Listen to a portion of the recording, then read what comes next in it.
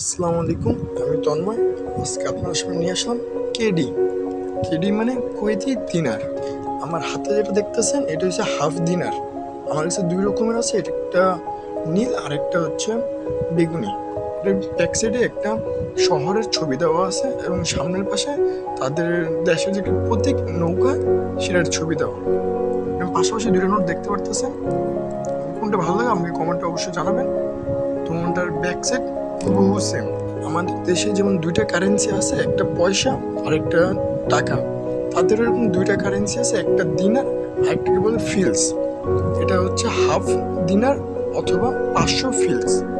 এটার সিরিয়াল নাম্বারটা আপনারা দেখতে পারতেছেন, এটা কালো উপরে ও নিচের দোনোটার সিরিয়াল নাম্বারই কালো।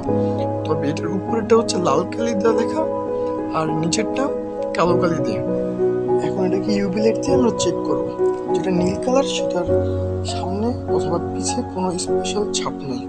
বেগুনি কালারটার মাঝখানে দেখতে পাচ্ছেন একটা জল ছাপ দেওয়া, এটা সোনালী কালারের। এছাড়া আর কোনো জল ছাপ নাই। আমার হাতে যে স্ট্যাম্পটা দেখতেছেন এটা হচ্ছে কুয়েতের 50 ফিলসের স্ট্যাম্প। আজকের প্রশ্ন, এটা কোন দেশের কারেন্সি এবং এই কারেন্সিকে কি বলা হয়?